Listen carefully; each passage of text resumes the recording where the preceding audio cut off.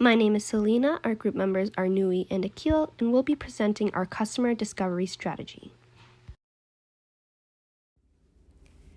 Using 100 steps to startup phase 2, steps 7 to 12, we brainstormed some groups that we are a part of.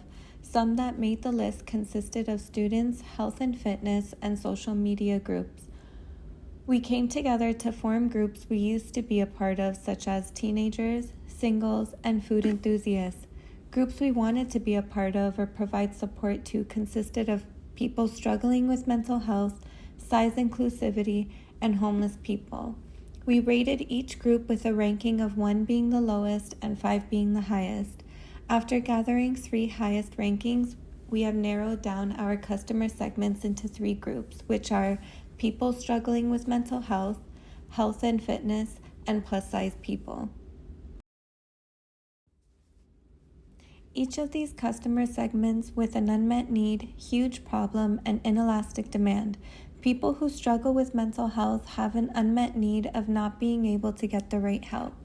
Plus-size people have the inelastic demand of not knowing where to find accessible sizing. Health and fitness groups have a huge problem of unmotivated people. Moving on to step 9 of the 100 steps to startup method. We began finding the problems and identifying early adopters for each segment. As mentioned earlier, individuals struggling with mental health are not able to get the right help. Plus-sized individuals are struggling to find inclusive garment sizing. And last but not least, individuals in relation with health and fitness are disengaged with their health. These 3 different groups are all share the same behaviors, in a way that these individuals are aware of their problems and are willing to pay to solve them. And some individuals are also aware of their problems and they're trying to solve it without payment. And finally, for example, we have the individuals in the health and fitness group who have a problem but are not aware of the issues and continuing with their bad habits. As we move into step 10, we're now looking for early adopters. We essentially broke down different channels that we could easily find our early adopters, whether it be online or offline. Some offline channels where we could find early adopters for those who are struggling to engage with their health include gyms, recreational centers, and parks or trails. Online channels include those who are engaging with workout or health-related videos and posts. We can also look to different forums or blogs to engage with different groups with the problem we are trying to solve. In addition, understanding competitors' channels like apps and influencers can help us to further understand behaviors of these early adopters.